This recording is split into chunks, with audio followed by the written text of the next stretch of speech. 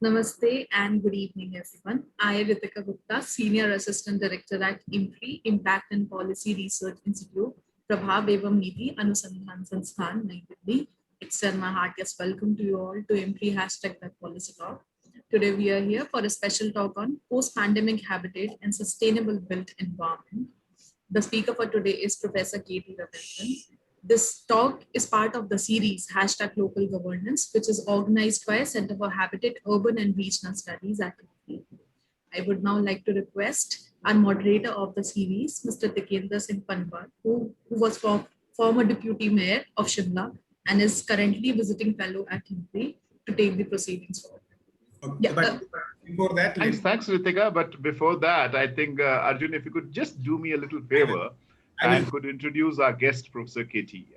Thank you, sir. So I am Arjun, and I direct IMPRI, and we are so fortunate to have the second edition of this very special talk series, which we have started, hashtag Local Governance, with Sri Tikender Singh Panwar sir, who was former Deputy Mayor of Shimla and also a visiting senior fellow here at IMPRI. So we are so fortunate to have this discussion today, in fact, lecture, and then followed by some discussion on post-pandemic habitat and sustainable built environment. And the speaker for today is K T Ravindran, sir, Professor Ravindran. Sir is an urban designer and former chairman of Delhi Urban Arts Commission currently. Sir is also chairman of the Architectural Heritage Advisory Committee of INTAC. He is also trustee of the Indian Heritage Cities Network Foundation, and he was member of the advisory board for the United Nations Capital Master Plan, New York. He was member of the expert committee under the Government of India for the new capital of Andhra Pradesh, and subsequently member of the international jury for the Andhra Pradesh Capital Complex. He was formerly vice chairman of the Central Environmental Impact Assessment Committee. He taught urban design for more than 3 decades in the School of Planning and Architecture in Delhi, and is founder president of the Institute of Urban Designers India, member governing council of NID Vijayawada, member National Advisory Committee on Heritage Cities, the program of Government of India. He was former chairman, Delhi Urban Arts Commission, and his practice include design of greenfield cities, cultural buildings, memorials, adaptive reuse, and urban conservation. His work and research are published in the journal and books internationally.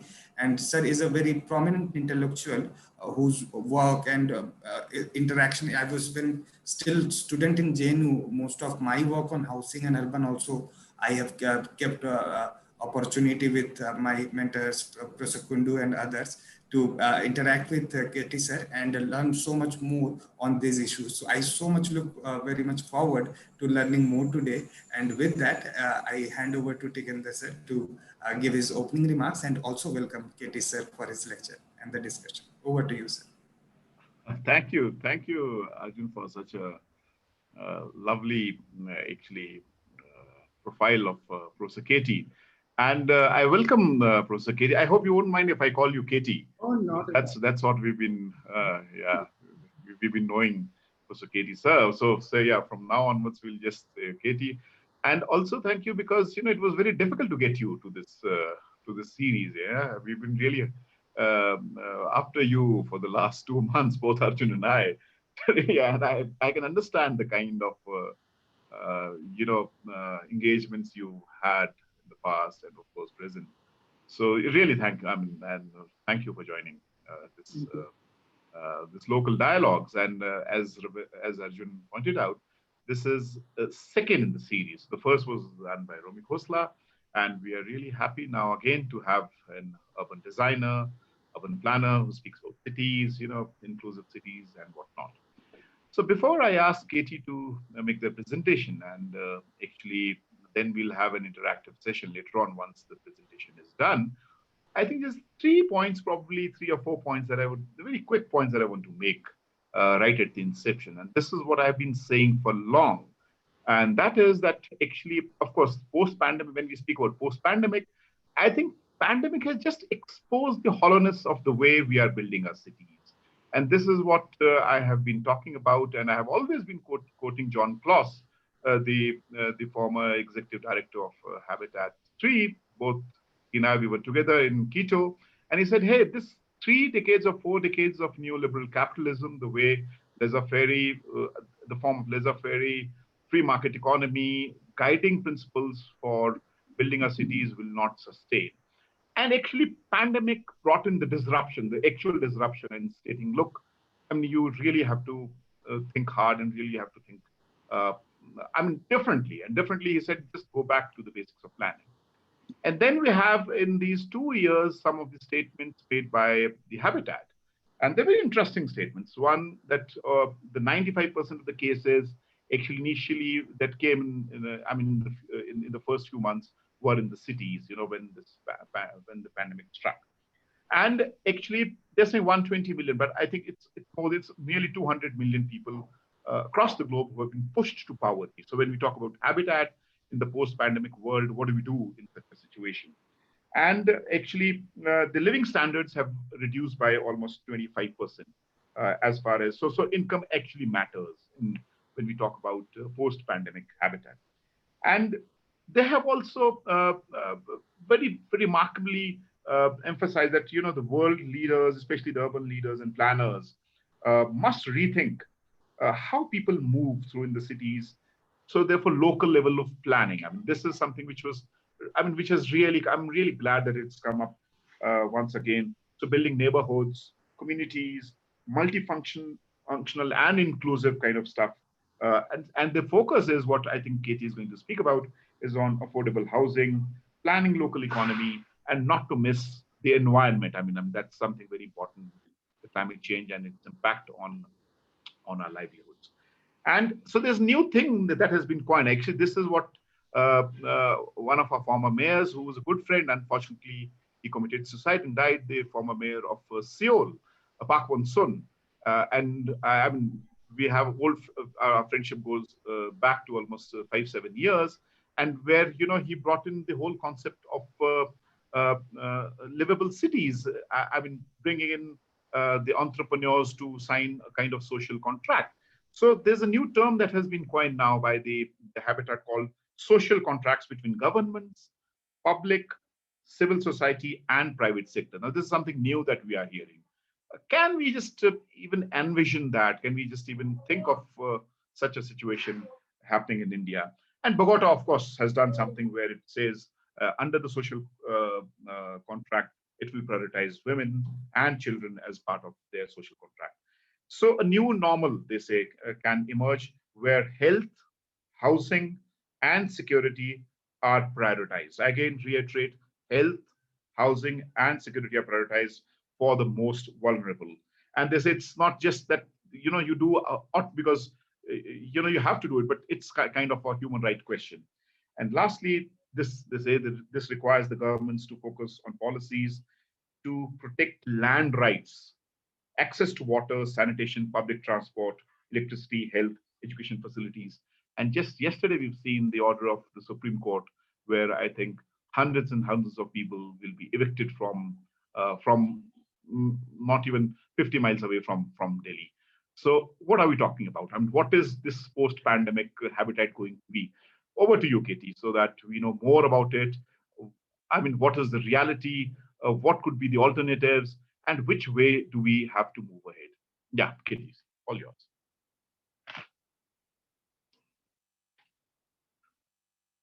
You have to unmute your mic. Thank you, Tikender, for that very nice introduction to the topic, as well as I thank Dr. Arjun Kumar for inviting me to speak on this forum, as well as introducing me in all those nice words. I would like to speak not as much on the pandemic, its causes and so on, but I want to use as the pandemic and the aftermath of it as to shine a torch on the city, to see what is the conditions which have ensued during pandemic and post-pandemic. What are the conditions which have ensued in our cities? And what is it that we need to anticipate? It is still, as they'll say, a work in progress, because pandemic has not played itself out fully. Our lessons are not fully learned. We are making inferences midway and not when, I don't know whether it will ever play itself out or not.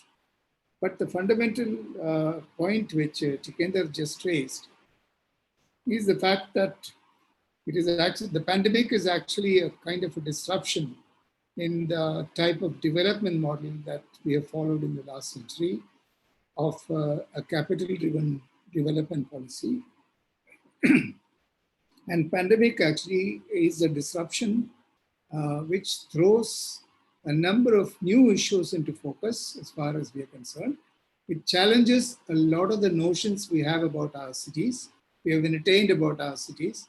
A lot of the notions about what is good building, what is bad building, what is public space, what is private space.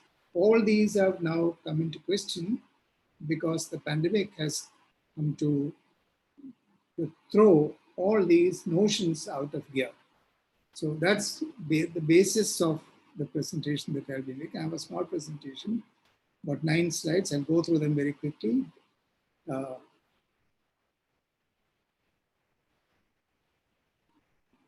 it's titled Post-Pandemic Habitat. And I will also speak marginally about, yes, go to the next one, please. So basically, it is just about how the overall picture in which it is playing itself out. First is that the city is a complex network of people and habitat and nature. And the pandemic plays itself out differently in different habitats, differently in different cities, as well as differently in different parts of the city. So Delhi, for instance, if you take what you see here is on the screen is the map of Delhi. What is shown in red is more or less the center of the city. You have all those, you can see those ring roads going round and round Delhi, and all the other settlements like Gurgaon, Noida, Ghaziabad, etc., scattered all around it. So Delhi actually today does not function as an independent autonomous metropolis, but it works as a networked city closely with other settlements in the NCR, and it has a shared but differentiated response to the pandemic. So the most important thing that we need to, the lessons that we can learn from are in this. If we are able to understand this differentiation, then we can link the physical conditions obtained in different locations and the way the pandemic has played itself out. And that will throw new lessons on how to approach urban planning from the perspective of the pandemic. Next one, please. There are very few such studies done in India. And one of them was done in Calcutta. So here I'm saying that the spatial mapping that's required to understand the pandemic city conundrum, because we have not understood this relationship between the pandemic and the city structure, city form completely, because we haven't seen the end of the pandemic. Probably we will have a condition where some form of a crisis related to health will continue for a very long time. And therefore, how do we prepare our cities to deal with these issues, and what are the lessons that the current pandemic has shown us? So it remains an area of future study.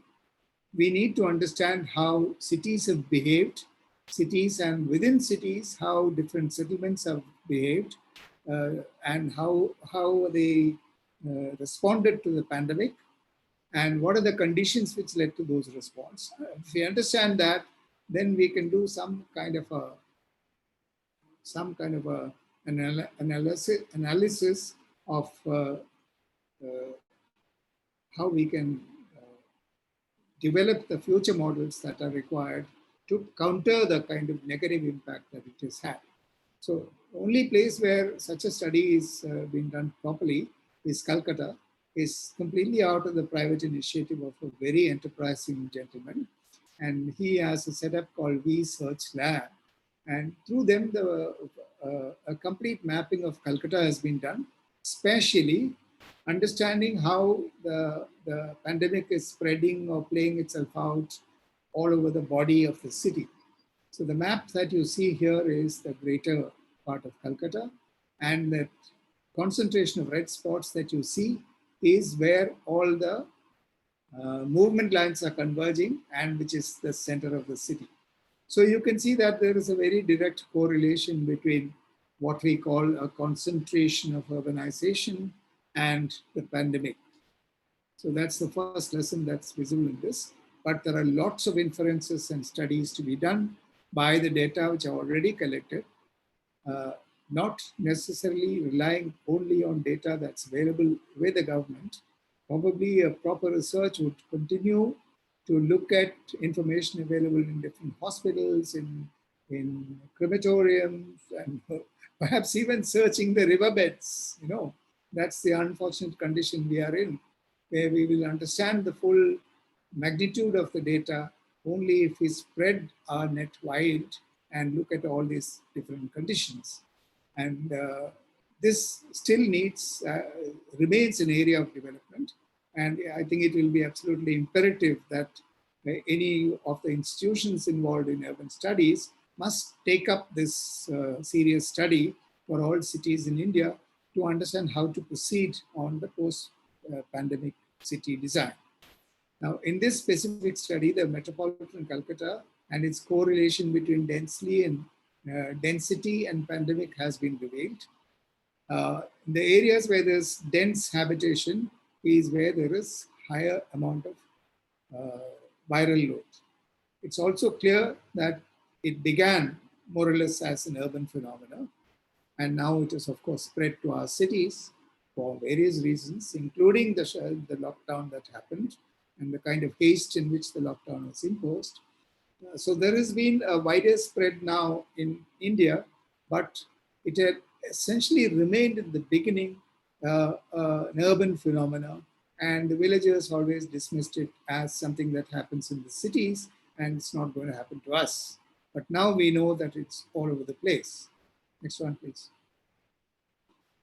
Now, there are massive lessons which have come out from the lockdown. And as I mentioned, the lockdown was done in a haste. The image you see here is a new image of the new lockdown. Okay? This is from Delhi, from Anand Vihar terminal, where people wanting to labor who had come back to the city to work after the first exodus are now trying to go back again because they know the kind of conditions they'll have to face if they stay back in the city. So this, instead of looking at the lockdown itself per se, I'm trying to look down at the lessons that the pandemic and the subsequent lockdown has revealed to us. The first thing, I call them fissures in the urban condition. And the first thing that one can see is that there is a gross national regional imbalance in India. That is, the cities have now become islands of wealth, and the rest of the country is actually deprived. It's by deprivation of those areas that the wealth is now accumulating in cities. And that is where the jobs are, that's where the water is, that's where the amenities are, that's where good life is. So people automatically will move to a place where there is more money and more wealth. And that was displayed so nakedly in the way in which people migrated out of urban centers back into the villages. I don't want to go into the story of those, like millions of people who walked hundreds of kilometers to reach home, going through such hardship and so on. Let's not go into that details. But what it shows to us is, in terms of planning, is the fact that there is massive regional imbalance in India. That is, our urbanization policy, which is non-existent from 1988. That was the last policy. After that policy, whatever growth pattern that we have done shows a complete absence of understanding of regional balance in development of cities. This is the first point. Second point is second fissure that one can see in our urban system is the marginalization of labor in the corporate city. That the cities have become more and more like, it's not just the city. One can say that about governance. One can say that about almost everything that's happening. is moving towards more and more corporatization. So this corporatization process is actually treating those who are not actively part of the capital formation of that process as marginal people. And that marginality is what has become visible in the kind of conditions the labor in the cities have been living in. The only place where they got a decent treatment was perhaps in Kerala, where they were called guest labor, and they were given some kind of a relief when they were even trying to leave Kerala as a state. Kerala, of course, it's not a city, it's a state, but the entire state enjoys a much higher level of wealth due to the kind of progressive governance that it has received, but not now, for the last 50 years. So Kerala is also an example of perhaps concentration of wealth and jobs for that level of people. And there was massive outmigration in Kerala as well. But what it shows about our cities is the dismal situation of regional balance that we have, and the dismal sense of equity with which we are treating the labor who's actually toiling to produce the city. The third point is inaccessible housing. A lot of these people are living on very high rental, relatively high because of the kind of space and amenities that they're provided for that money in absolute slum-like conditions, or in pure slums, or many of them sleeping on the street. They have no access to decent housing. And the city has failed to provide decent housing to these people. Till these people actually came in such huge numbers into stations and bus addas and so on, nobody even realized that where were they absorbed in the fabric of the city? Where did all these people live? Obviously, they had no money because they lost their jobs in the lockdown. When they have no money to pay the rent, they can't keep staying in the city. Delhi is an expensive city. They can't commute.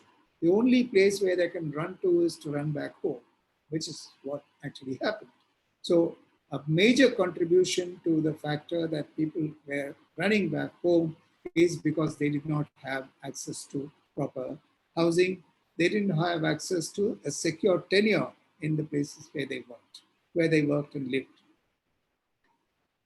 Third part is inaccessible social amenities. They know that if they stay back in the city, they are at the mercy of a market. A market that is controlled by money, which they don't have. So they have no control over what will be happening in the city.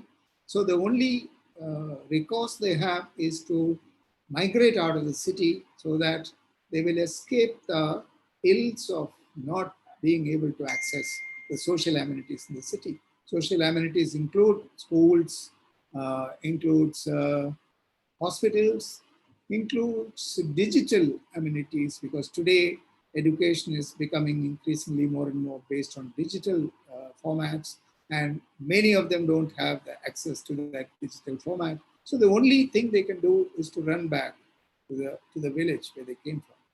And then the last and perhaps the most consequential thing is that it's now very clear that their incomes are highly insecure.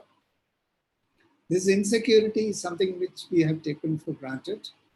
If construction, for instance, in India is so cheap, it is because we don't pay our labor well. We don't give any insurance to our labor. We don't give any gratuity, no pensions, no social security, nothing is given to the labor. They are at the mercy of contractors and the labor market, and they're also at the mercy of the construction sites, which may keep moving from one place to the other, and therefore they have no access to anchor them or their families in one location. So this is a great sense of insecurity. When you are disrupted locationally, that means you are disrupted culturally, you are disrupted in terms of income, you are disrupted in terms of the linkages and the roots you would like to throw into the ground. So they don't enjoy full citizenship in the city because they don't have a secure income in the city. Now, this is very true of the construction labor as well. That's one of the reasons why when again the reopening of the lockdown happened in cities like Delhi, first thing that was to be opened is construction industry, because construction is a major source of employment for a lot of these people who migrate into the city. There are lots of issues related to construction industry and labor. I won't go into more details. Move on to the next. So the next thing is the dichotomous condition that we see in the plight of our old cities and the slums. Inequities in Indian cities are visible between the old city and the new city. Every major city in India has an old city component, which is completely deprived of proper infrastructure, open spaces, and it is also subjected to a huge amount of abuse in terms of, building uses, which are abusive building uses like storage systems for chemicals and electrical goods and metals and so on and so forth. So every one of our old city has absorbed all these functions which the corporate city does not want to absorb, but want to take the benefit of, because the entire construction industry is depending on urban villages and slums, from where the building produce is sold at a very low overhead cost, thereby subsidizing the construction industry. So you can see this dichotomy between the old city and the new city, as well as you can see the dichotomy between the slums and the planned neighborhoods. And the manner in which the pandemic played itself out in this dichotomous structure still remains a question mark, because we have not gathered enough data. We need to gather enough data. We need to have information and thereafter a scientific data analysis to be able to produce the kind of picture that will show some light onto how to deal with this dichotomous condition. We know that these dichotomous conditions have come because of the free market flow of capital, and the capital always keeps going back to the place where the money can be made back. That is where there is already more investment, the money tends to go there, because that's where it can be made back very quickly. And it refuses to go into places like the old cities and continue to do a kind of a parasitic role with the old city and the slums. That is, people living in deprived conditions in overcrowded areas and with low incomes, with poor light ventilation, with poor amenities and so on. And then that actually becomes part of the corporate structure of the city. That's the wrong end of the corporate structure of the city. Next one, please. Now I'll quickly move into 2-3 very critical areas which provide quality of life to cities, particularly during the pandemic. And how they play themselves out is also not yet very clear to us. But the most important thing is that there is a pathetic condition that remains in our cities, in our urban health infrastructure. It's somewhat better in Delhi. The image that you see here is of a Mohalla clinic in Delhi, floated by the Delhi government. This has been one of their most successful schemes, where they took the medical service to the neighborhood, to the people. Instead of getting them to go to these hospitals and queue up and get parchees and get a date and medicines and so on, these medical facilities are taken to the people in the Mohalla clinic idea. And that actually throws light as to what is it that we needed. So the actual requirement is for neighborhood level health facilities. But what we get in this place are more and more super specialty hospitals. This is the tendency of any capital intensive system, where if you want a tot lot for children to play, they will give you a cricket stadium. If you want a Mohalla clinic, they'll give you a super specialty hospital, because that's where the money is to be made. So unfortunately, our whole urban planning system and the governance system is not smart enough to understand this deprivation that is brought in through the way we plan our capital formations, and how it deprives people of the basic amenities at the neighborhood level. This has come into the fore during the pandemic, and it's become a very clear indicator as to where we should be moving in terms of health planning in the future. Now, in tandem with the growth in the pharmaceutical industry, we know how many $1 trillion are moving around in the pharmaceutical industry. And along with it, as a corollary, the medical equipment industry, these two things are actually deciding the exponential growth of super specialty hospitals. In other words, it's the capital flow into these two industries which are manifesting as super specialty hospitals in our cities. I'm not saying that we don't need super specialty hospitals. We need super specialty hospitals, but not at the cost of depriving the neighborhood level amenity, which every person should be able to access, every woman should be able to walk to that place, every pregnant woman should be able to go and get herself tested in that place and get medical advice in that place, preferably free of cost.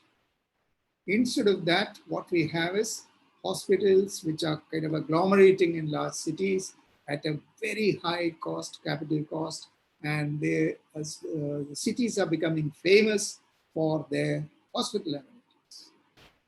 Whereas the countryside is completely deprived, the poorer areas in the city are completely deprived, slums of the city are completely deprived. So this is a model that is being shown in our face by the pandemic, that this is the reality of our health management system.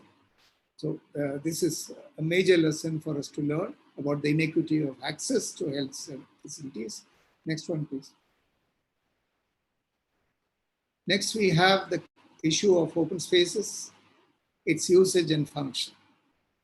Now, the very interesting that's happened is as a corollary to the pandemic and the lockdowns and the closing downs of schools and so on, we have had an immense growth of digital dependence.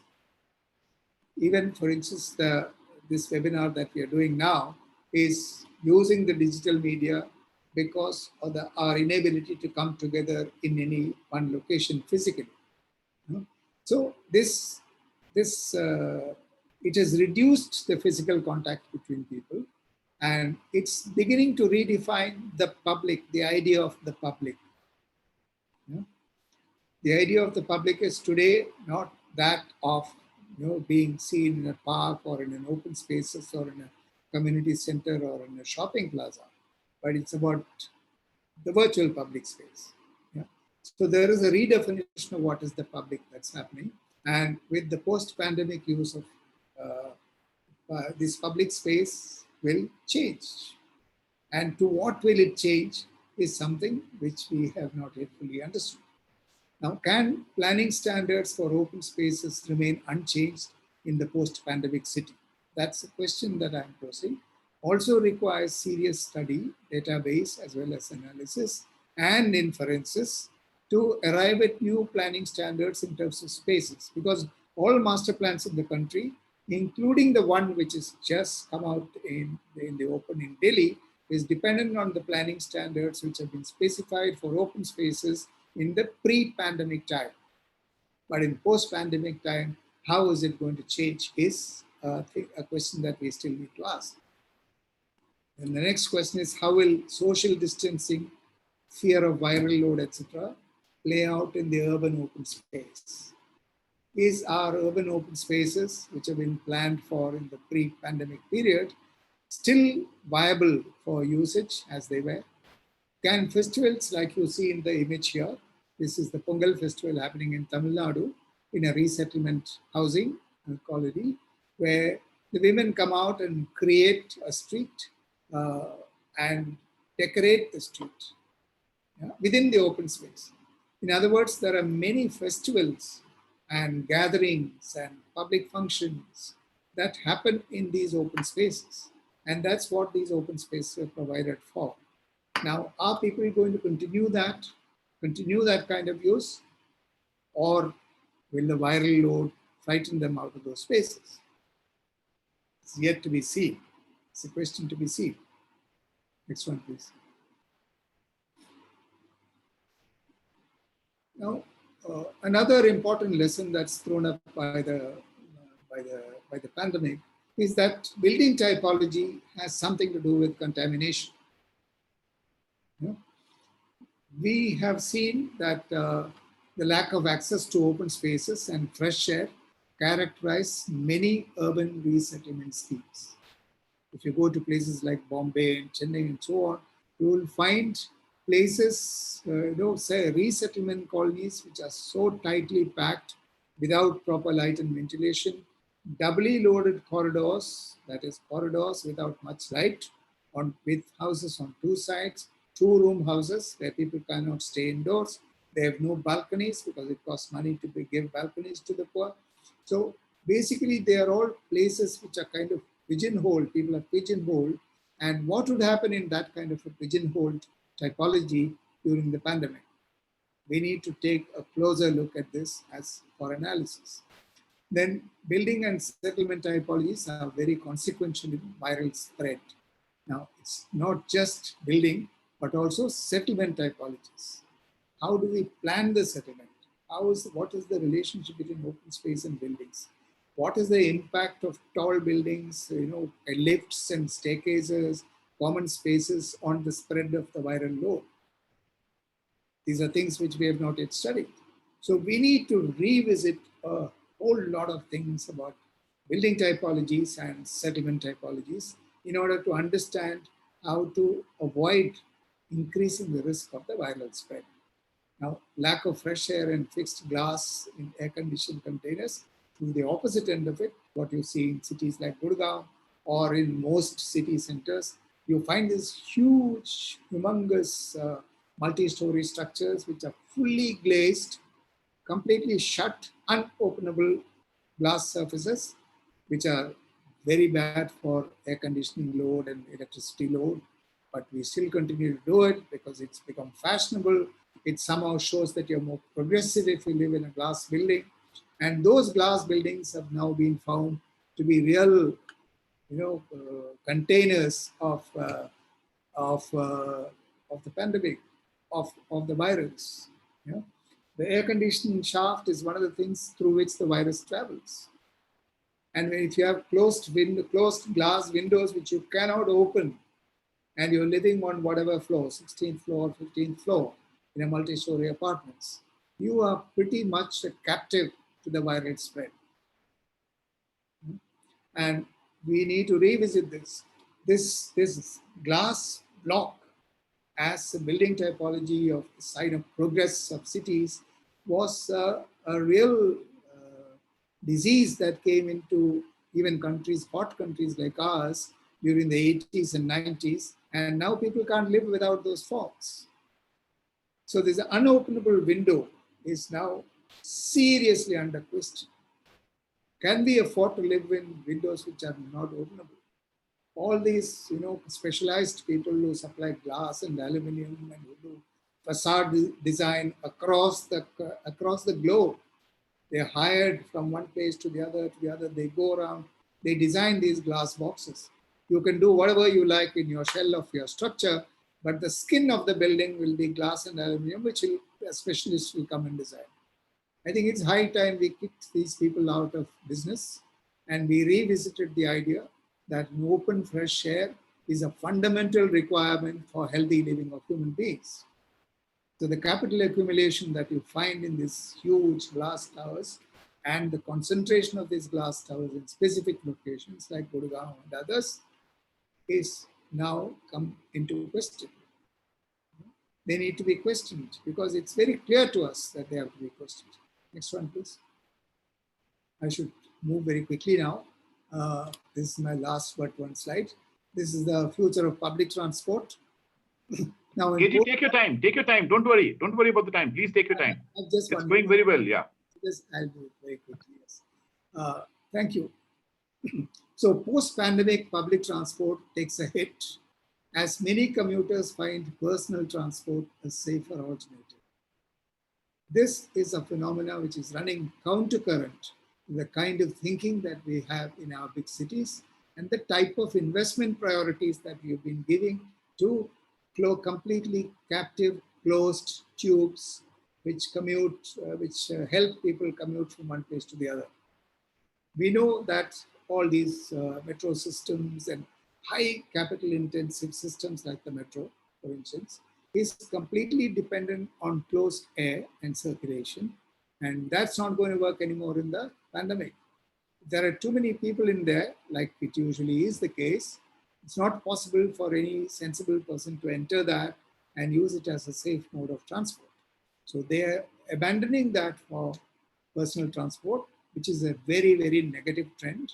But how do we deal with this issue? That's an issue which is staring us in the face. Now, next is that in the capital intensive public transport systems, lower passenger capacities inhibit cost recovery. Now we know that most metros are allowed to ply at 50% capacity or 30% capacity.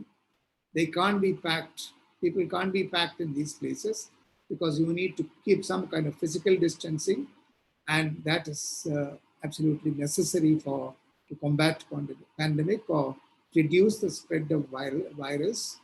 And that is reducing the capacity of these systems, which are highly capital intensive. You pour crores and crores of money into buying these expensive trains from all over the world, and expensive tracks, expensive signaling systems, expensive electrical outputs, captive electrical stations, all that to be able to transport not sufficient number of people. Now it is going to inhibit the cost recovery. The cost recovery from passengers is supposed to be very small in most metros. There are various other things like real estate development and so on and so forth, which will also be impacted by the fact that small 6% or whatever they plan to recover from passenger ticketing will go down even more. Now it's not only that the ticketing cost will go down, the visibility for advertisers go down. So the large sums of money which the metros carry, make because of the advertising value that it has, will also go down. So there is a whole set of repercussions of low capacity passenger systems on the type of investment and the recovery and the subsidy that they enjoy. Every metro in the world is subsidized. No one makes money. Delhi Metro makes huge, many, many crores of subsidy every year. And there is also massive debt burden because this money is borrowed and it's not free. When we pay more money for tomatoes and potatoes in Delhi market, we are paying also for the metro. So there is a whole, networked economic system which is impacted one after the other by the investment that goes into this kind of economically, quote unquote, unviable public transport network. What will be the future of this in post-pandemic time is also needs to be studied. And it certainly is unsustainable when the pandemic becomes the new normal. If this pandemic is not going away soon, the pandemic is going to recur in different forms subsequently. We are not going to be able to sustain this kind of systems for public transport. So what is our alternative? What is the alternative? Because the cities are large, there are big concentrations of people, there's huge capital investment there. How do you move people? Because if you can't move people, you can't move the economic engine. So in order to move the economic engine, we need to devise other methods in terms of design. Maybe more mixed use, maybe more, I don't know what are the solutions. We have to explore it as we understand the issues of the new normal in planning or development, design development terms. Next one, please. This is my last slide, Tikender. I'll just conclude with this very quickly. Now, the point that I want to make is that can we continue to build the way we have been building? If you look at the skyline, this is the skyline of New York City. It's Manhattan that you see in the foreground. The skyline of a city reflects the capital investment on its ground. The amount of money you pump into the ground is when buildings start pushing out from the ground and gets higher and higher. And larger concentration of such buildings come together. So the best example is New York. Of course, now many of the upper floors of New York buildings are getting abandoned because it's unviable and too expensive to run them. So anyway, that's different trend. But what would happen to this kind of fully glazed tall buildings as a typology, which we have also now started using in India? And what would happen to these typologies when they become the hotspots in the pandemic conditions? We know that tall buildings are hotspots. We know that building typology is very critical to understand how the disease travels, the virus travels within the building, and how they move from person to houses to house. Yeah? So this is a real felt crisis in our tall buildings today. If you go to most places where people live in flats, you know that it's a very frightening condition in those flats. If somebody is sick on the second floor, the person on the 18th floor is worried, or the person on the 15th floor is worried.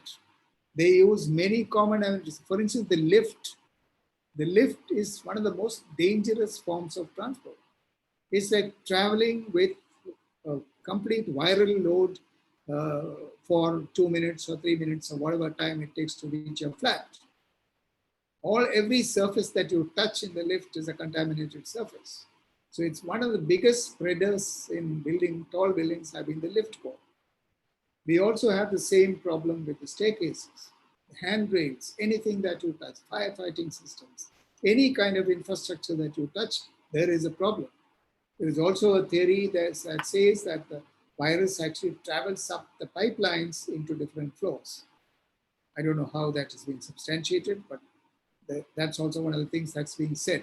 So we need to revisit this typology of cities that we have built. The city profile that you see here of New York is the classical 20th century capital-driven city. Is this what we are going to do in future? It's a serious question. Post-pandemic, will our cities grow exactly like this? Or will they grow differently? Do we have to devise another way of living, another way of distributing population, another way of distributing wealth, so that we get a more balanced, more healthy environment to live in? Those are questions which are looming large as a post-pandemic reality. In the urban design of these cities, would it be business as usual now? Or are our plans going to change? Right now, we are in the process of discussing a master plan. It's been put out for public interaction in Delhi. And it will happen in hundreds of other cities where master plans are being prepared. Now, how are they approaching this issue of post-pandemic learning? It's a serious question. It just cannot be business as usual. It needs rethinking. And financial imaginaries and urban form, which are so closely correlated, the larger the texture of the financial investment, the bigger the form, the larger the form, they will need to converge at a more equitable post-pandemic city. I've raised more questions, I know, than I have answers, but these questions are very large questions. They are asking us to rethink radically about the capital-intensive 20th century cities that we have inherited, the forms, ideas, and planning systems that we have inherited. We need to revisit all these and think completely afresh about how to provide healthy, equitable living environment to our citizens. That's my last slide. Thank you, sir. So thank you very much. I'm sorry I overshot a little bit of time. I'm sorry for that. Thank you. Thank you, Katie. That was very interesting. Yeah, I think one of the solace that I have, Katie, is, I have always been accused of being a kind of, presenting like there's a nexus, between city building and the large capital. So at least now I have another conspirator. So Katie. So I was always being accused that, look, don't always think through the lens of that conspiracy or of that nexus. But yeah, I think you've really brought it so well, so profoundly well, and of course in very simpler terms to make our participants understand that I think this disruption that has really brought in the new normal narrative I mean, how do we engage with it? And of course, there are no easy solutions to that. So Arjun, what I suggest is, and just two kind of observations, Katie, and it's just what you've said, just to substantiate that. And the first is actually, I think why I mean when you brought in this whole question of metro and capital intensive technologies being really pushed forward. So I remember, because while serving the city as the deputy mayor, and this is what I've always been quoting, so there is this whole bunch of people and who would come to the cities and say, hey, you do not know how to run a city. And it is there that nexus exists, the nexus between large transnational corporation consultants who would now then build your city development plans, and then at the same time would subsume these large capital intensive technologies in mobility, even in solid waste management. That's why you find large capital intensive waste to energy plants instead of treating waste at source, or so yeah, I think that's what. But Katie, I mean, this leads me to the point, and this is what Samuel Stein has written in The Capital City. Of course, he wrote that book before the pandemic. Who are we when we say we have to think differently?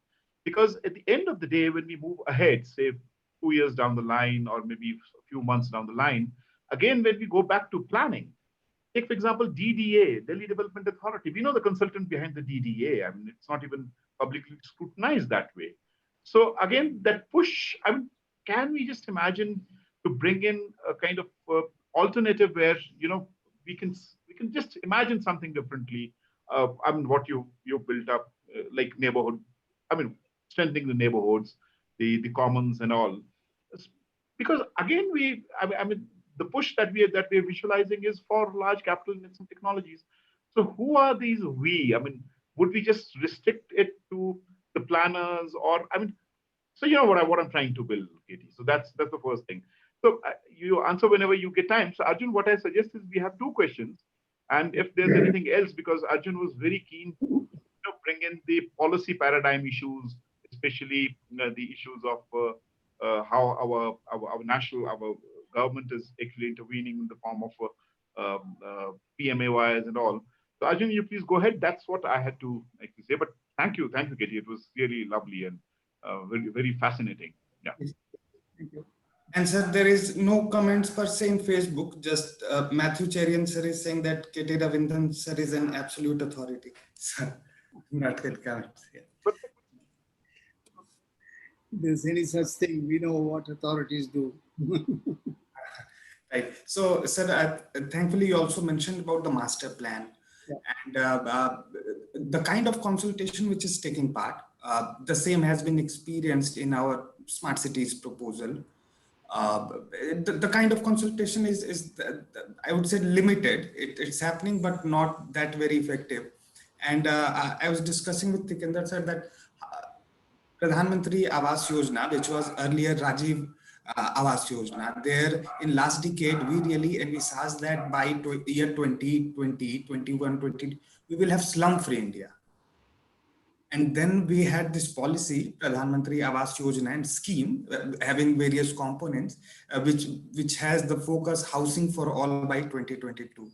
And only for urban context, we have sanctioned more than 1.1 crore houses, and that came from the demand survey. In rural, there is much more sanction. The sanctions are more than 2.5, 3 crores. I have a paper in EPW. I have estimated that to be 5 crore shortages. There, it's mainly on the account of Kacha and others. Urban one is more congestion related, as you're also highlighting in the pictures. How do you see the post-pandemic habitat policy will go forward? Because the last policy habitat related we had in 2008 service level benchmarking. Now we have ease of living index and many matrices are coming. So how do you see the direction going, especially in all the context you have mentioned? Well, there are many questions. Also something called RERA, bylaws changes, a lot of things also happening. As your architect, so you also must be knowing technical things also happening. No, what I'd like to point out is that if all this PMAY and the various other schemes, sorry, please go ahead. is there a problem or shall I? Would you Yes, know? please go ahead. I was getting a call, no problem. Yeah. Please go ahead. All right. So if all these things have been successful, why were so many millions of people running away from cities? If they had secure shelter, and once you have secure shelter, you also have certain level of security in your livelihood, why were these people running away? So the very sign that so many people had to escape the city when there is a lockdown shows the kind of tenuous relationship that they have with the economic fabric of the city, which includes housing. Housing is a major anchor. If somebody owns a house in the city, they're not going to run away like that. They're going to find a way of living in their own house. Yeah? So that shows that whatever planning we have done so far has not been effective in, it has not effectively addressed the problem of housing. Housing is not just about creating, buildings with houses where they can live in. Housing means the whole gamut of social amenities, infrastructure, job opportunities, places for children, old people. There's a whole set of things which have to accompany housing. It's not about houses, a cluster of houses. It's about housing, which is a comprehensive concept of a healthy living environment where people can nurture their families. Where are those places? If the places are there, would people have been running away from cities like this? Now, for the second time, we have people running away from the city, almost as badly or as panicked as in the first case. But only thing is that, mercifully, we have not called off all transport networks. Trains are running, buses are running, so they can have some. They don't have to walk home to 200 kilometers. Yeah? In the second run of the shutdown. So this actually shows that we have failed to provide proper shelter in our cities to the people who are not central to the corporate game. That's what it means. We didn't run away. I stayed back here. I am a migrant. I came from Kerala to Chennai and various big cities, and then I came to Delhi to live here. Yeah? I'm a migrant like any one of them. I didn't run away because I'm secure. So it is the absence of that secure living environment which is so critical for determining the quality of life in a city.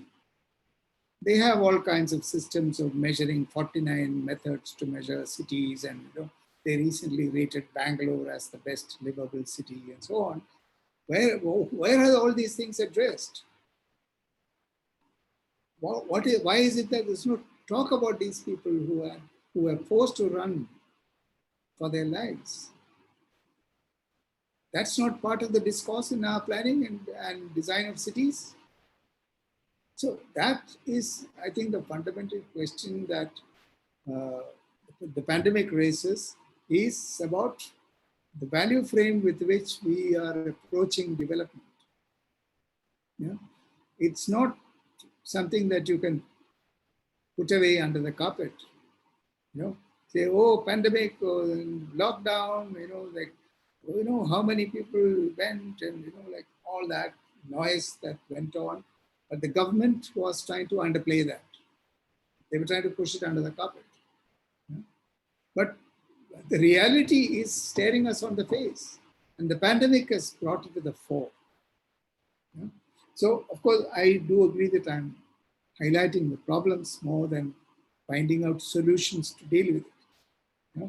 The solutions to deal with are very radical solutions. It requires radical rethinking about the texture of our money. The larger the texture of your money, the bigger your development. No doubt about that. When you see a big grained development like the New York City fabric, Manhattan fabric, you know that there's big money there. There's a very direct correlate. Now, to regulate the interplay between the investment and development is the function of development bodies, is the function of governments. That is good governance. How do we ensure that these people are spread across the landscape? People are not concentrated in places. Jobs are not created again and over again in the cities. You built one metro and you attract so many more people into the city as immigrants, without shelter, without security, without anything. But they come there because there's something to take away. It's better than what they have in the village. They don't have cash in the village. They may have food, but they have no cash. So they need cash to send children to school. They need money for hospitals. That everything is becoming more and more cash oriented for them. So one of them will anyway have to come to the city to make the cash. And that cash is being provided by what? Humongous investments like the metro system actually provides that opportunity. So you cannot build a metro in the city and lament about migration of people, because you are the cause. It's not in spite of the metro that people came here. It's because of it that people came here. It's because of the investment that people came here. So we need to rethink completely about the correlation between financial texture of finances and texture of cities. How do we spread this? How do you give more livable environments? How do you distribute open spaces more equitably? How do you distribute social amenities more equitably? There are large questions, and it requires radical rethinking about development. And sir, since you also showed us the image. Please take your question. But, we have a few questions on the line as well. Yes. So don't forget. A lot of questions suddenly, yes. Okay, so good morning, everyone. So many questions. Okay, sir, you showed the image of the box houses, and just after this pandemic and this migration exodus, what our government also realized, or rather launched, we have been writing about rental housing and homeless shelters and all, affordable rental housing complexes for migrant workers. So much of, push everything. Other barring 1-2 examples, Surat or everywhere, nothing happening there also. So I just thought, and in those also, since you have to target two things, scale and also how it is changing. So do you have any suggestions for model for that kind of flexible or different tenure housing? Because when we are talking about the housing tenure security, ownership and rental also becomes, so what has been your experience, especially for migrant, for India, parts of India or other parts of the globe, any best practices or worst practices you would like to focus upon for this? The problem is that the problem that we are seeing today, just like the pandemic, the problem of the capital is also a global problem. It's not a problem that is isolated to one country or the other.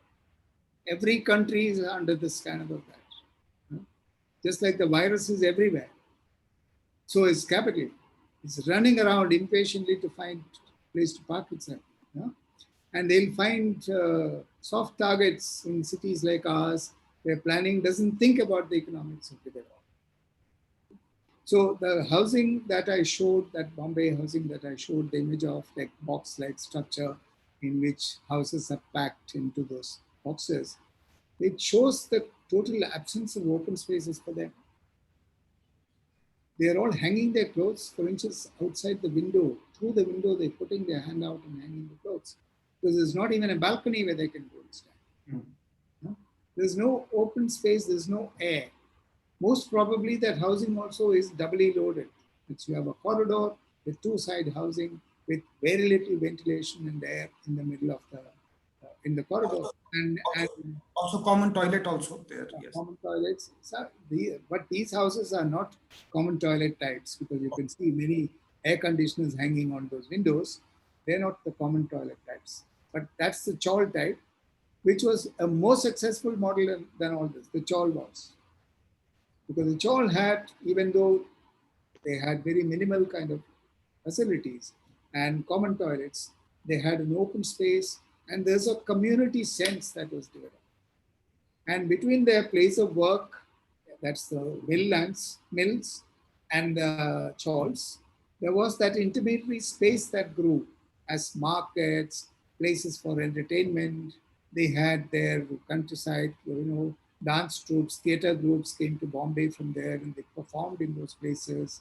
And they created that, there's an entire urban system that was developed for the child living, the work in the mills, which is a regular job in the mill.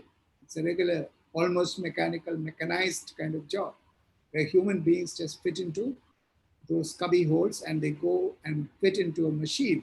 They become extension of the machine in the factory. They become an extension of this box when they come home.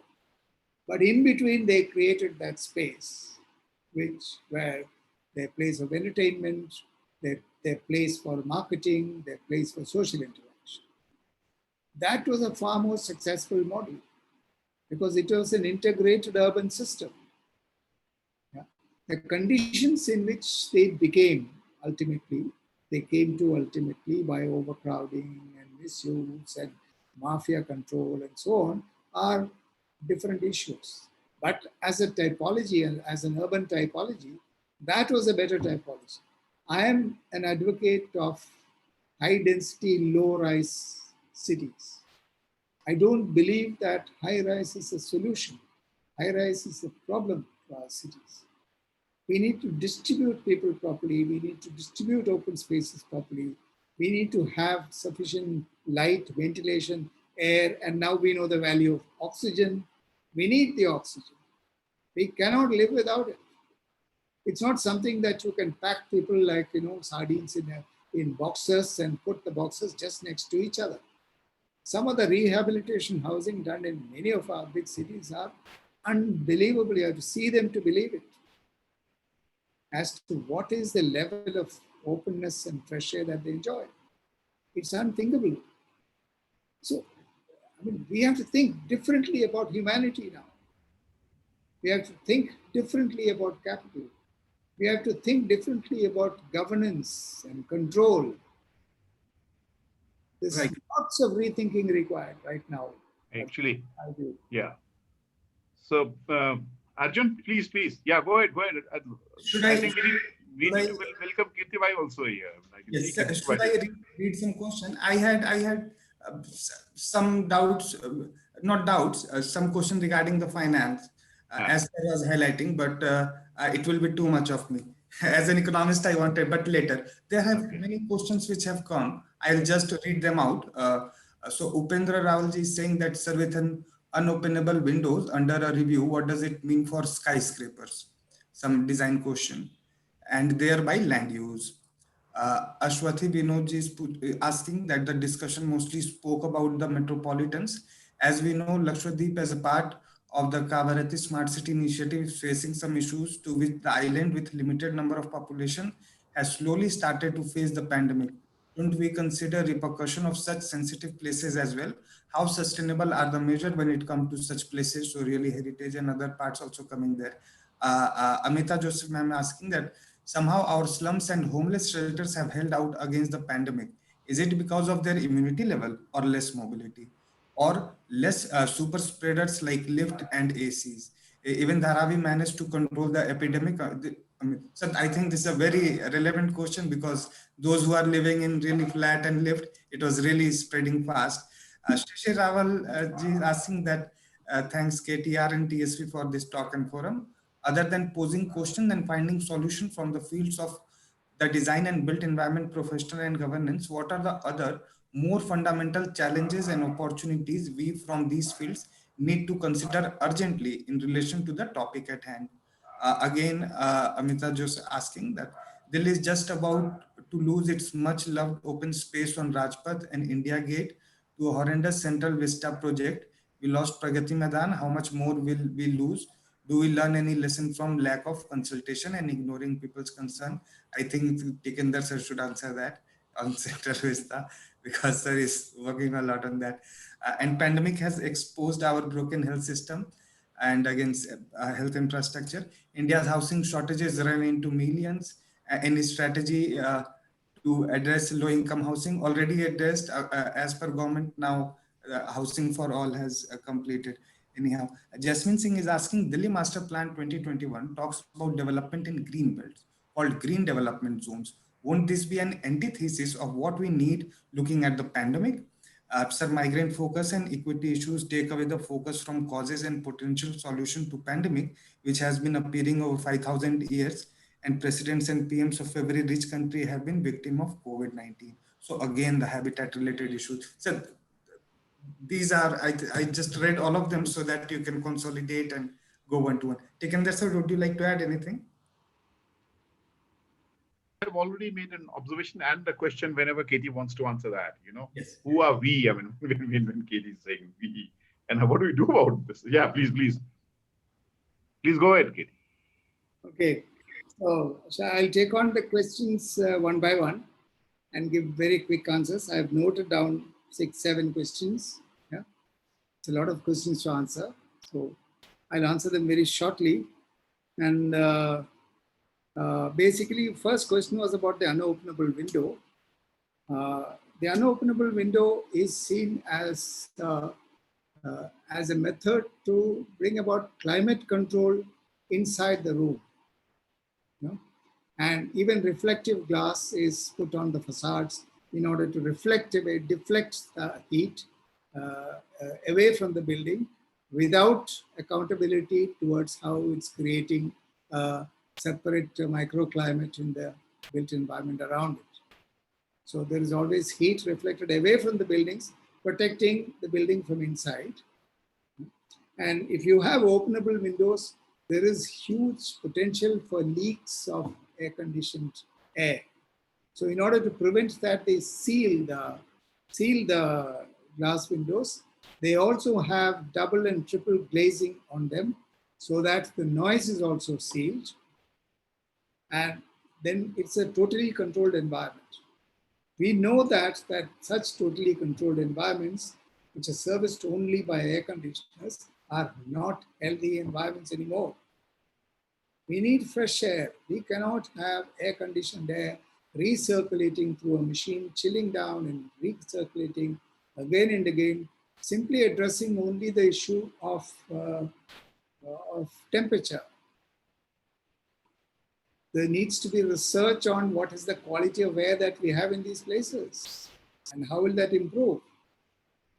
I myself have worked in one such buildings, and I have written repeatedly to the people who handle the construction inside there, and they did not act on it. At least now, I think they should know, in a classroom where you have 50, 60 students, and you have completely closed windows in an air-conditioned environment, you are exposing the kids to massive danger. That's not something that's doable anymore. So these big glass buildings with unopenable windows are done for a reason of saving on the electric load and saving on the air conditioning load. And that is actually counterproductive in a condition like the COVID condition. I won't go into more details. The next question was about Lakshadweep. Very interesting question, the Lakshadweep question. Lakshadweep, actually, you are all aware about the new act, development act that's been brought into Lakshadweep. And the problem with Lakshadweep is that Lakshadweep has a very fragile ecology. Lakshadweep, the populations are very small in these islands. The islands are very small in size. The maximum length of the island is 11 kilometers. Very often an island is just half a kilometer or at the height of 1 kilometer wide. They are really small parcels of, you can't even call it land, agglomeration of sand on which there is some stability brought in by the plantation of coconut trees and others in that location. So they depend on what is called a sweetwater lens, which is just above the layer of the limestone that they have under these islands. There's a layer of limestone, there's a sweetwater lens, which is replenished every year by rain. And then the waters, and they are long lens. It's a long lens which stretches across the island. And the water is extracted from one end in the morning. And after 1 hour, another pump is run a little bit ahead towards the north. Like this, they keep running the pumps alternatively through the day for supply of water. Because if you extract too much water from one location, it can lead to lead to salination of the underground water. And once salinity enters, which is there, because these islands are surrounded by the sea, once the salinity enters, you have to abandon the island unless you do, I don't know, some kind of a new scientific development of converting salt water into kind of by evaporation into drinking water. It will become a very, very unsustainable system. So right now they have achieved a kind of a closed circuit balance between the water systems, its management, and the population. And it's also a group of people who are as fragile as the natural systems. The social fabric of Lakshadweep is also as fragile. They are a very ancient lot of people. I mean, at least the history goes back to about 1400 years. They are people who have been shipwrecked and stranded, people who spoke Malayalam, and they still speak that archaic form of Malayalam. They even have matrilineal systems in Lakshadweep. Many families, the older families, follow a matrilineal system like they do in Kerala. They have many dances and performances which are close to the Kalari Payattu system of Kerala. But it's not exactly the same. But it's all a very archaic kind of form. So it's a very insular kind of circular economy and circular ecology within Lakshadweep Islands. That's not like, you don't go and do an urban planning exercise there. That's not the kind of place. So anyway, there are larger questions on this. I'll be happy to answer you or Shruti separately on this.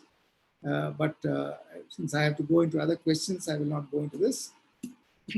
Now, a very interesting question raised by Amita, saying, how did the slums hold out against the pandemic? Now, that's a very interesting phenomenon, that where we thought that more overcrowded, densely populated places will be more subjected to disease spread, it has not happened that way. Yeah? One reason that I can find is that a lot of the people who live in those dense areas have actually been the migrants that you saw walking home. So the populations are depleted in those areas. And sometimes there are only 1 or 2 families in a whole building of 3 or 4 floors high, even though they still live in tight spaces. They pay very high rent for the kind of amenities they get, but they still live in those spaces. And I myself have people who come from such areas to work in my home, and I measured their oxygen levels, and it's 99%. For 2 of the people who come from these areas to work in my house, I measured their oxygen is 99%. Mine is only 95. Yeah? I live in a very verdant, very beautiful green neighborhood called the Nizamuddin East. And they live in very overcrowded places, but their oxygen levels are much higher. Of course, they are much younger than me. That's a different matter. But however, it still remains a mystery. And I think this is also a pointer to the next question, which is the issues are urgent and what do we do next? I think what we need to do is to have more and more data. Our institutions are alive. We have hundreds of institutions working on cities. We have huge number of think tanks on cities. We have huge number of think tanks on economics. We have to come together and understand it, analyze the data, and come to conclusions as to why the slum is able to hold out when the tall building is unable to hold out. We need to look at that. There's something to do with the typology of spaces, something to do with the typology of buildings. I think this is a very serious area of study where I would like to suggest, if there are people from institutions who are listening to this, I would like to suggest that every institution must think about how to participate in the knowledge creation about dealing with the pandemic in the city. We need more data, we need more analysis, we need more discussions. I have asked many questions. I have not answered many questions because I don't have the answer. They are all questions which are midway, because pandemic itself has not played itself out. One can only say it from the kind of, from a phenomenological perspective as to what is happening. So we need now cold data, solid analysis and inferences, insightful inferences, to figure out how to move ahead on this. So data collection is, I think, one of the first things that needs to be done. Then there could be more and more discussions around that data, and then we could come to conclusions after a lot of minds come together, converge on good data, and good minds converge, and we will find methods and means to take things forward in the city. I think that is the lesson which is coming from the way the slums have shown much higher level of resilience than middle class housing. So this needs to be studied. Then the next question is about Central Vista, which I will also, the host, Mr. Arjun Kumar, is also requested Tikender to speak on it. So Tikender, it's up to you to speak. No, no, KT, please. It's better you answer this question. Yeah, please. See, the Central Vista issue is an issue which is actually, it's not a planning or development issue. Yeah? Because they've ignored everything that has to do with whatever things I've learned as a planner is not followed there. Okay? So it's operating from a purely political logic. Yeah? And I think more importantly, there is a playing out of the symbology, and there's a playing out of ideological framework there than planning or development related things. When we ask questions about trees and environment and building rules and environmental laws, etc., they are non-issues for the people who are developing it, because their issue is something else. We have not confronted that issue. Unless we can confront those issues, I don't think any amount of discussion we do about Central Vista will go anywhere. It has not gone anywhere so far, nor will it go anywhere. Yeah? Because there are issues which are not faced. We have not faced those issues. They are issues which are related to image building. They're related to issues which are happening. They're connected with issues which are happening in other locations in the same period in India. They're connected with, the slow corporatization of governance. There are a number of issues which are political issues. They are not directly related to planning or development. Because if you ask planning and development questions, they'll give you smart answers, and that's it. But they are not the real questions. Real questions are political questions. And I think we need to ask them more upfront and directly, and confront it in the electoral process. I don't find any other solution to, because there seems to be no discussion platform. So that's my view on Central Vista. Tikender, you're free to expand. Now, the next question was about housing shortage. All these housing shortages that we are discussing are based on, kind of assumptions made by statisticians.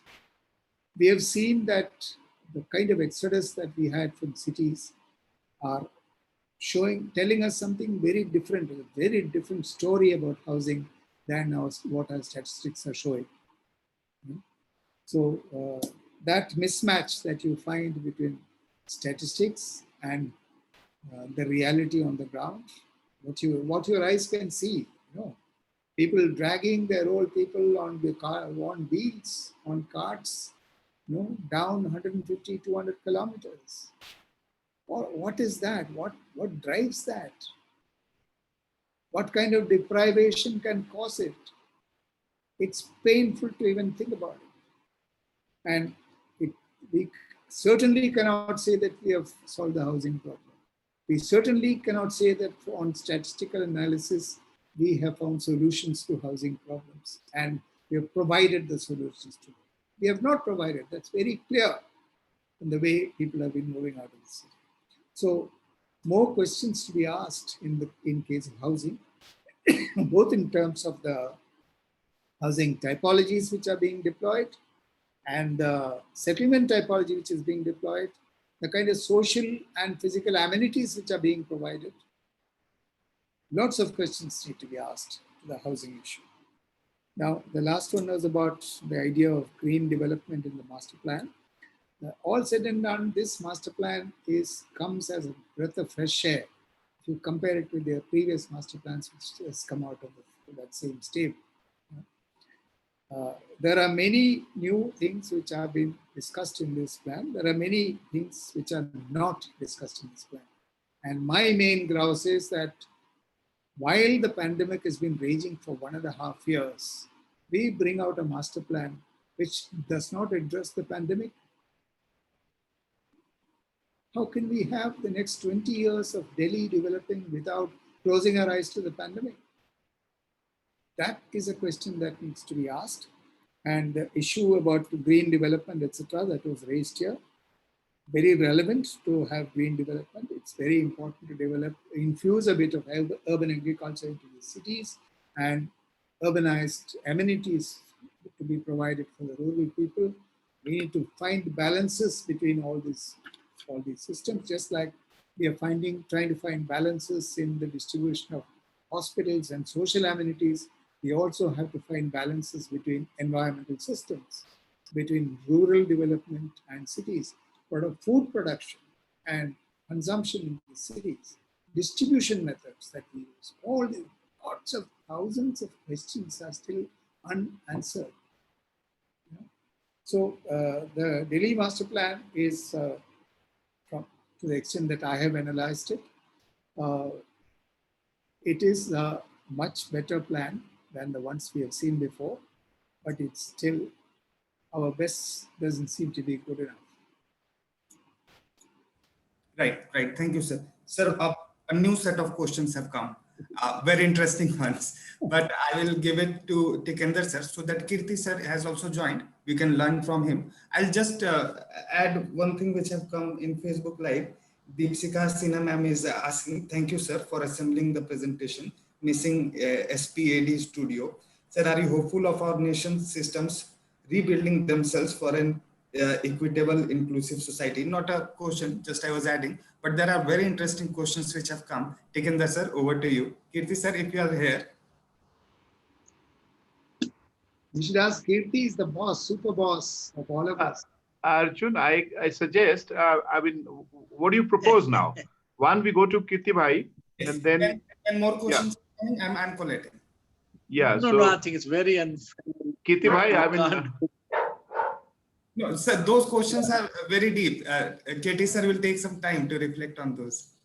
Kirti Bhai, your comments. Yeah. Yes, KT sir, please. No, And welcome. Yeah. I just came in because I wanted to hear KT. I have not heard for quite some time, and in fact I was in another meeting, so I joined very late after it finished. So it's, but I heard him respond to some of the question, and as usual, it's brilliant and very good. Just one or two points. I don't think I should take any time of this particular meeting. I was not scheduled, but one or two points that I would like to kind of make based on what question were raised and what KT said. What is the whole issue of slums? Now, I personally feel that it's a shame that we have 70 million people living in slums. And one message that has come out very, very clearly from COVID, and we shouldn't really kind of, penalize people in Dharavi and other slums, that they have a greater resilience, and ability to survive this, and therefore don't do anything. If there is any message that has come from this pandemic, is this, that we've got to kind of put the whole issue of slum improvement and slum development on the highest possible priority. We cannot just go on and leave people in this condition. It's inhuman. This is not something that, I think, behaves a country which is talking about $5 trillion economy. And we've got to know, and I think, this is the country which has talked about, cities without slums. And cities without slum is possible. There are strategies which would achieve that. And I think, I don't want to take much time, but I'll mention this, that only way you could really kind of get cities without slum is to adopt a strategy of citywide slum upgrading with right to land to people who are there, with capacitated corporations and local bodies to provide services, with support to people to improve their housing. And if we do that within a period of 10 years, in my understanding, you could achieve that particular thing. And I think we've got to kind of develop a slogan: the cities without slum is absolutely possible, is doable. There is nothing that would not, and I think what it requires, and I think it's not rocket science, it's not something we've got to discover new. It's not that you've got to research. We know what is to be done. We know how it is to be done. We require, I think, a political will, and we require, I think, strategies to go out doing it. This one. Second thing that I wanted to kind of point out in the context of slums alone, that you see Pradhan Mantri Gramin Awas Yojana and other affordability housing projects which are going on are well-conceived projects, required projects. They are very large-scale projects. I don't think the country has ever attempted housing issue at this scale with this investment. What comes out very clearly from this four verticals, analysis of four vertical, and we at the moment are examining Pradhan Mantri Awas Yojana in terms of what is it doing on the ground, and what has come out very clearly that even invest so heavily, even if you build and eventually 11 million houses for under Pradhan Mantri Awas Yojana, that does not necessarily improve conditions in slums. That investment happens, those houses get created, but that doesn't necessarily improve condition. Therefore, if you really want to improve conditions in slum, you've got to kind of attack the problem where it is. That is in slum itself. It's a larger issue, but I thought I'll mention that. So one more small point, I think, before I stop. And that is this, that if you really look at, and I think Katie answered this whole issue of housing shortages. If you analyze the housing shortages, you'll find out, and if the 18.4 million housing shortage that are being talked about in the urban areas, what statistics says is this, and if you really look at the nomenclature, only 20% of the housing is something which is poor, which is very bad, and which is dilapidated, which cannot be done. But 80% of the housing shortages comes under the title or heading of what the technical term they use is that it's high density, it's too many people. 80% of the housing shortages is due to congestion. Now, if it is congestion,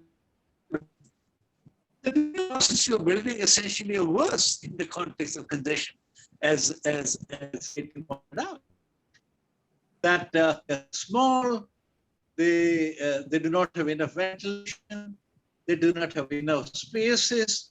They are essentially not a competition called improving livability of small houses, one of the jury member. And that is once again to point this out, that we must understand that these are the houses in which our people live. These are the houses in which our children grow. These are the places in which their culture get developed. And these are the kind of places which is creating our citizenry. They are creating our new citizens. And therefore, they've got to be better plan, better design, I think, better in terms of the space management, and better, you can't, and I was just talking to someone the other day, and this government officer saying, oh, we are creating, I think, vertical slums from horizontal slums. You got not to be proud that you are creating, vertical slums. You've got to be ashamed.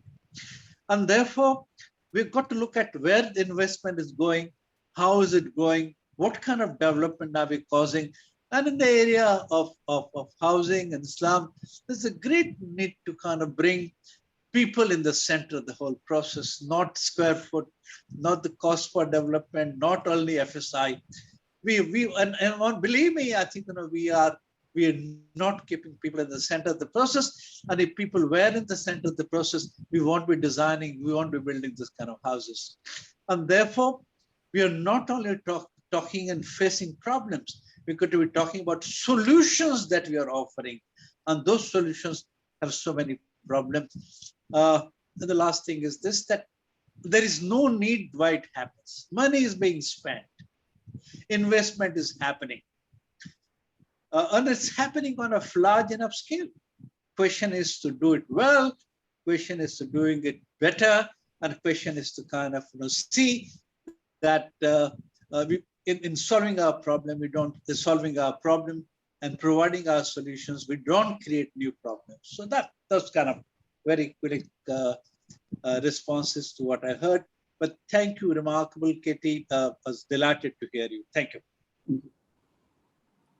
Thank you, sir. And I also stopped your video because the bandwidth was low. Let me also tell the technical indicator by which we are measuring congestion, and that is if any adult or those who is aged 10 and above is sharing a room with any couple of the house. So that is the exact congestion definition, and that data we work out from the National Sample Survey Housing Condition Round, as you must all be knowing. And that exercise is also from the 2008-9 data. As sir was highlighting that new pandemic situation. So that exercise also using the new data and other things. Sir, KT sir, over to you. Sorry, I did not understand the question. Yeah, no, sir, not the question. What KT sir added, I was just telling the definition of congestion. Would you like to add anything over KT sir? No. KT is to हमारा उस्ताद है. You cannot add anything to what he says. Okay. So I think if we do not have, Arjun, do we have a few more questions or shall we just wrap up now? So we have many questions. So what do you propose? Just go ahead. And if KT Saab is fine, because KT sir is fine. So shall we, or shall we just, what do you propose, KT Saab? I don't know. There are 25 questions in the question box. No, a few of them already been have already been answered. No, I have selected a few from there. Let me just tell. I suggest we just take them. I think we could give the opportunity, if you have the time, for some people who want to ask questions to come on screen and ask the question. We can do that, no problem. So that anyone who feels very strongly about something and doesn't feel answered and raise personally, I don't know. That's a possibility. I'm happy to stay on and answer. Great, sir. So Arjun, please do that. Yeah, I think that would be fine. I will do it, sir. There was also, until then, I'm just asking 1-2 questions which has come. Amita ma'am, would you like to come in, or those who want to come in can raise their hands? I'll try to bring in.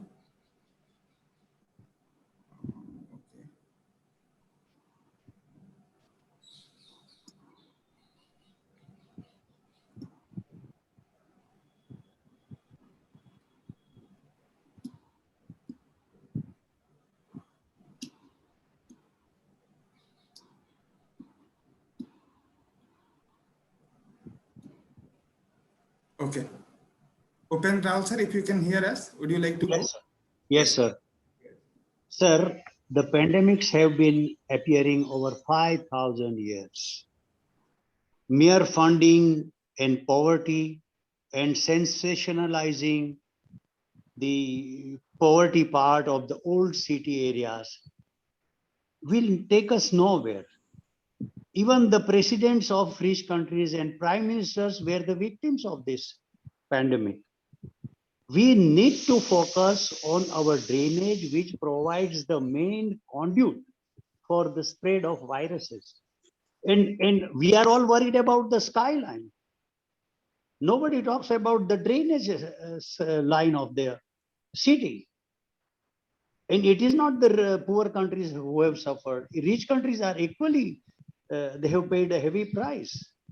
Let us go beyond funding and finance and infrastructure. Of course, let us talk about the software of infrastructure of viral load, because there is no bacterium born as a pathogen in nature. Nature does not produce pathogen. It is the environment that we create puts a very heavy shock on the microbial life, which mutates and turns into a pathogen. And no textbook on urban planning ever focused or identified this area. Thank you. Yeah, can I speak, Arjun? Yes, please go ahead, Geeta ma'am. Yeah, what I wanted to say is that, I think the entire urban infrastructure is about misplaced priorities.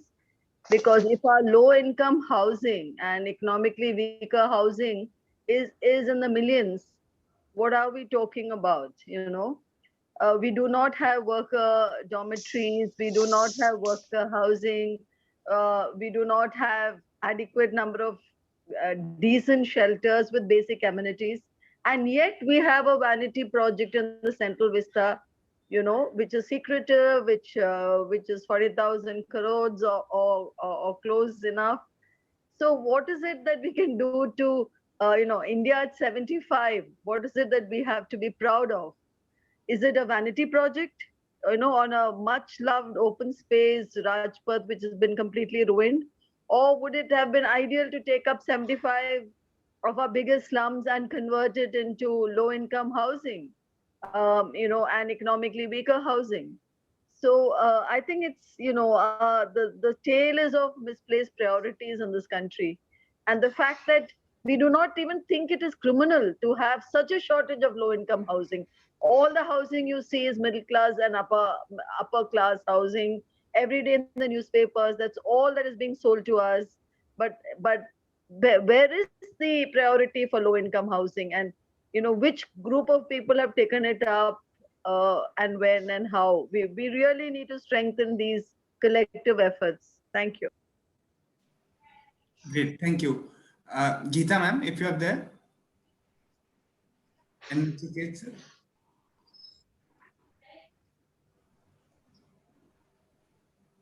No.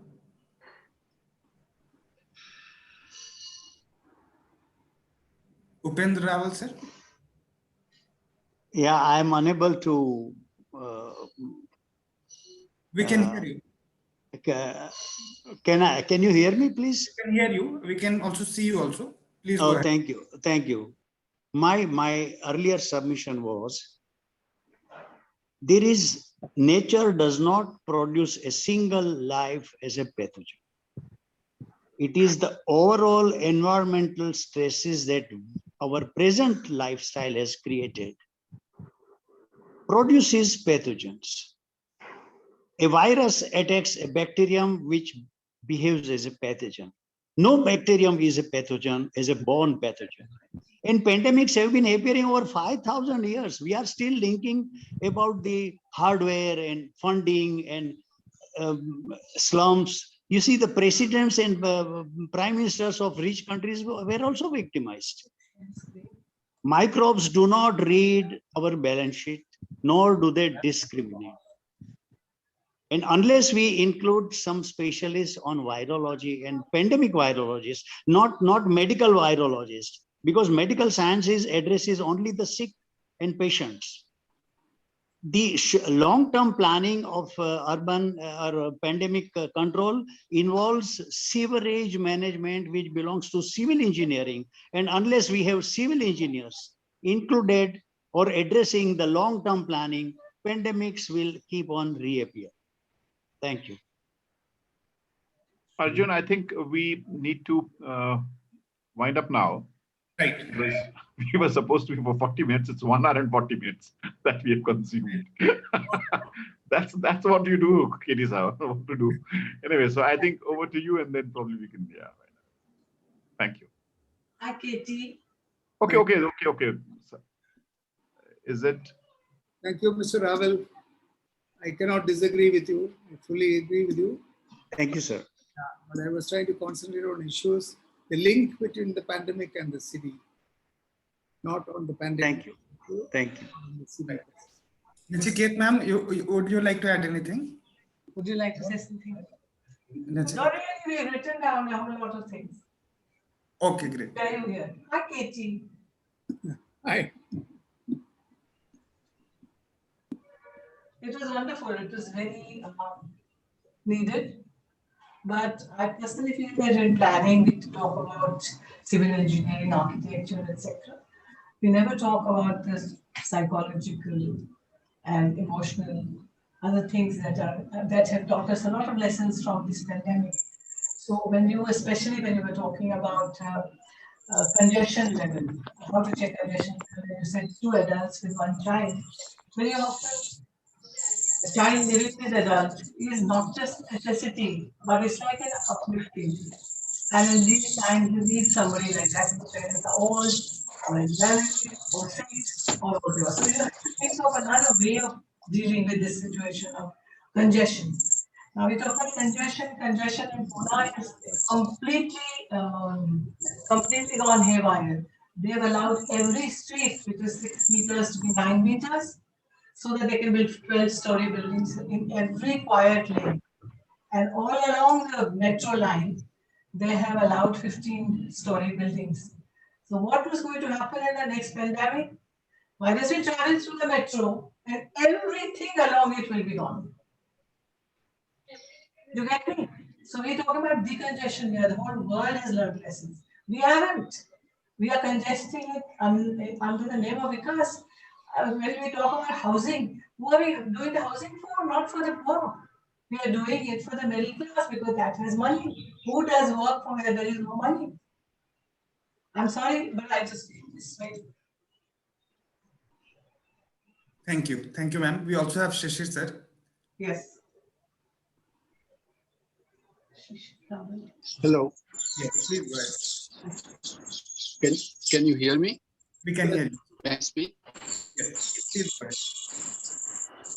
Okay. All the 3 people who have spoken so far are my seniors. They have more years of academic as well as professional practice experience. And the comment that, or the second question that I had asked had to do with the skirting around that we built environment and design environment professionals do around more fundamental issues of ethics, of education, human overpopulation, and this cultural belief cutting across all countries and all kinds of population that planet Earth is only made for us, the humans. Many of these things that are requiring critical attention, I don't think they are addressed adequately, or they seem to be not fall into the domain or the fields of built environment design professionals. I happen to have, thanks to my education, a second master's in science. And I think the fundamental problems that are occurring here, and there are so many other fundamental questions also, but the fundamental is that we have not changed the paradigm related to what education is for and what education is to be taught. Even environmental planning programs that I'm familiar with do not have adequate foundation in ecology. The ITPI design textbooks are so inadequate, if not bad. And the teaching is so inadequate. So it is a lot of out of this frustration that we are talking about solutions as if we know all the possible sources from which the solutions should come. I don't think they have come from without ecology, without environmental psychology, without humanities, without ethics, and without a certain degree of humility. we are not going to solve these problems. I mean, I know political systems are hard to deal with. I know finance is very complicated and all those things, but the professionals we are creating are ill-equipped to resist and to kind of come up with different models. We become subservient to the status quo model of development and the people who promote such development. So I think unless, I know Kirti Bhai has also organized many, many webinars, but nowhere I have seen the word ethics. And nowhere is the whole population of human beings, nowhere I have seen the consumerist society. So unless we also try to make our students and our fraternity or sorority more aware about these issues, this is like a 5 years from now, there is going to be another panel. Next year, there will be another panel talking about the same issues again and again. And we are not solving the problem. I'm sorry, I'm a little bit emotional about this because I'm sick and tired of this kind of webinars where fundamental issues are not being addressed. Thank you for listening to me. And I'm sorry if I have hurt anybody's feelings. No problem. Thank you. Thank you. So with that, Tikender sir, would you like to say anything, or we can go to KT sir? I think let KT respond to all this, and then probably I'll just make the final conclusion. No, I have no disagreements with all the suggestions which have come. I think excellent suggestions. Probably they demand separate sets of discussions as well. And maybe we should look at how to continue this discussion on with different kind of emphasis on the same subject, but with different emphasis. For instance, the emphasis that we require to do on understanding the relationship between nature and built environment, which is what Mr. Unopenable was talking about, how when natural systems are violated, that's when we land with a problem. That's very true. One cannot disagree with that, but that requires a completely different kind of discussion, and we should be open to that discussion. And same thing with Shishir. Shishir just said about how the lack of ethics in our education system and how that creates inadequate professionals who are not adequately equipped to deal with the problems thrown up by the pandemic. Very true, I couldn't disagree with it. I would strongly suggest that Shishir, you yourself organize one on ethics. I'll be most happy to participate. Thank you. Well, thank you. Thank you, KT. I think, Arjun, with that, we should just wind it up, because for the simple reason that, actually, we've really exhausted the time, and we had asked KT to speak just for 25, 30 minutes, and probably we said, okay, 15 more minutes, so 45 minutes, but we are already 2 hours. I mean, nearly reaching to us. So thank you so much, everyone. And also the comments that have come up, but I think this is also quite natural, the way some of our participants have responded, in the sense that actually this is true, and actually this is also because it's been 2 years down the line, and we are more on the virtual world, and grappling with solutions. And actually, at the end of the day, what is it that we're gaining? I think that is also something very important. So, I mean, it's not harsh at all. I think this is the hard reality. But thank you, KT, for really bringing in the entire perspective of the post-pandemic situation, and bringing in, normally what we've seen is that planners, and this is, I'm again reminded of Samuel Stein, who says, we are not corrupt. We planners are not corrupt. The system makes us corrupt, when he writes in the capital city. Actually, and he is one of the finest planners that the US has produced. But normally our planners, architects don't speak about the interconnection and the interplay of forces between capital and city building and city development. So I think that has come up really very vividly. And, in the last, say, 30, 40 years, what you have brought in the political economy of cities, from use value to exchange value. And just to cite one item from the newspaper that I read today, we have really got very huge FDIs in the recent period. So I was also wondering where these FDIs have gone. Have they gone for cities?